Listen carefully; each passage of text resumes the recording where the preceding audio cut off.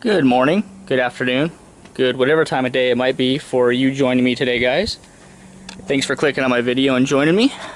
Today I have another video here with my F10 M5. Here to show you these guys right here, which are the next modification I'm making to it.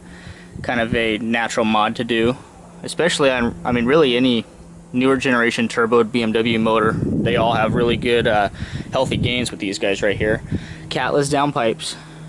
Especially on this big boy right here, the V8, the S63, and even the N63 in the 550i's, 650i's, all those huge gains. Massive restriction with the factory catalytic converters, and these really wake them up.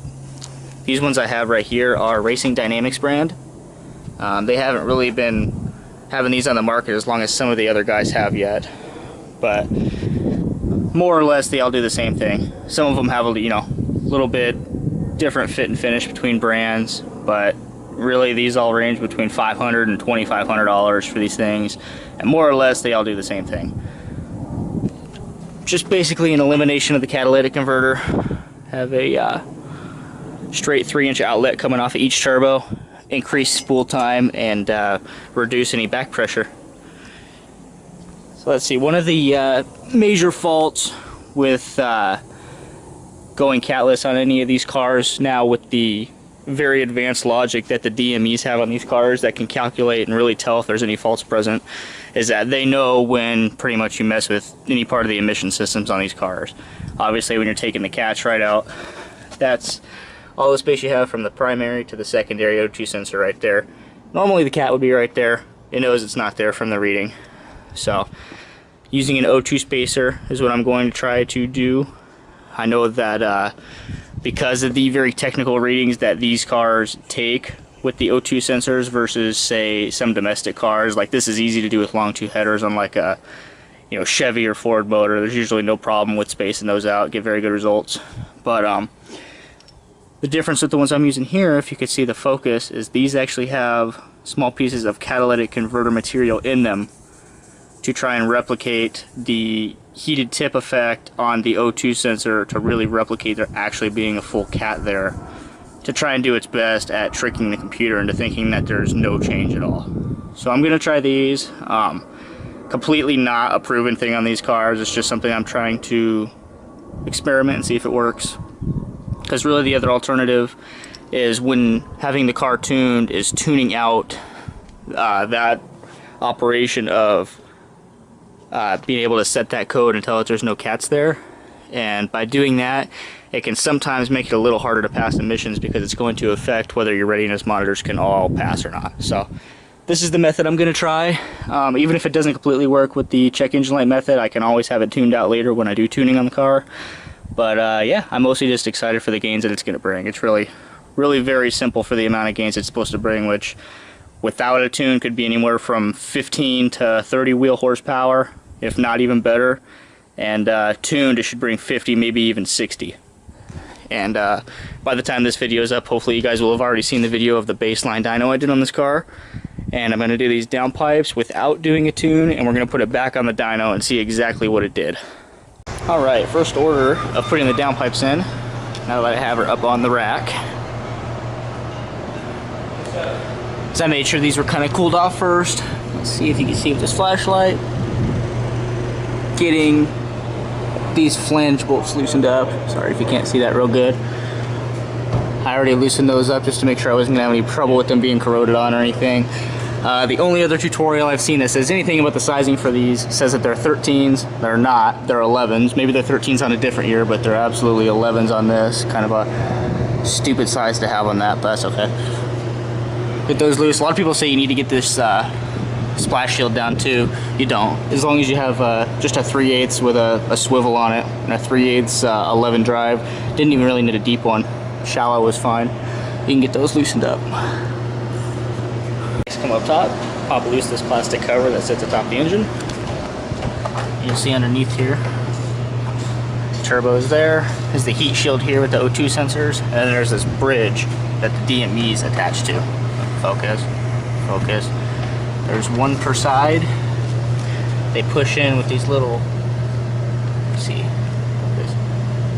these little push-in ball style connectors that push into those rubber grommets.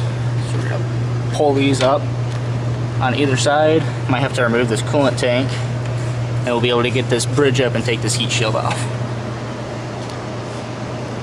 We've reached the next step. There is all the O2 sensors removed. There's the heat shield that goes over the turbos and the factory cats. Here's that support bridge that holds the DMEs in place. Had to move aside that little coolant reservoir there and then take off these little brackets on either side that attach right above here, above the high pressure fuel pump. You see the empty bolt holes there where that attaches.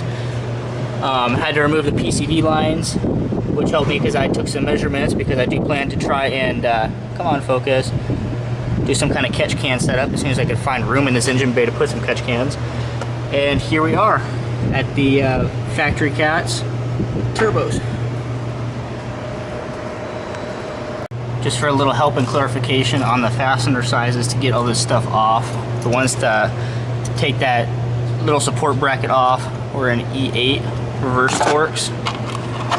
Ones that look like that style, like that. The ones that hold all the heat shielding on, as well as that cover bridge, those are all a T25. Actually, I think I fit a T27 Torx into those. And then these ones here that hold this brace on top of the cats, that's a 6mm Allen. Come on, focus. And then the O2 sensors are standard, they're 7/8, but you do need one of the tall, deep sockets to get these two ones off. These post-cat O2 sensors stay in until after you take the heat shield off, and you can choose a regular 7/8 wrench to get those off. All right, finally got the stock ones out. Here they all are lined up compared to each other. Here's these factory ones. You can see right there, almost at the bottom, how they're starting to crack up and break up a little bit. They look a little white and chalky, but they don't really look too clogged or anything. That one's got a pretty good little break in the bottom of it there. Just for the record, these have around right about 48,000 on them. My car is right about 48,000 miles, so this car really doesn't have a whole lot of miles. And I mean, that bottom portion of that cat there is maybe 3/4 of an inch right from the outlet housing of the turbo, so definitely in a pretty abuseful spot. Here's another shot. That was one of the more ones I was excited to see. Back of the turbos. If you can focus, if the lighting is right to let you see that.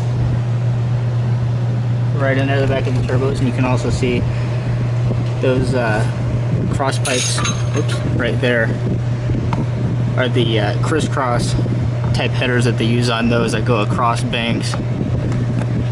Connect right to the bottom of the turbo. Pretty cool setup. Glad to see no leaks or no oil residue or anything down there right now. Everything looks like it's in pretty good shape.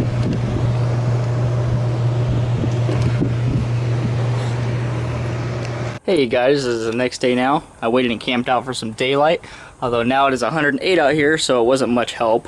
I might have taken the dark over this. But the end of the day yesterday, I just buttoned this thing up enough to get it drivable so I could bring it home and not have to leave it in one spot. And just make sure I left the heat shields and everything off so I could make sure that if any of the clamps loosened up as they heated and contracted after a heat cycle, that I'd be able to cinch anything that was loose back up.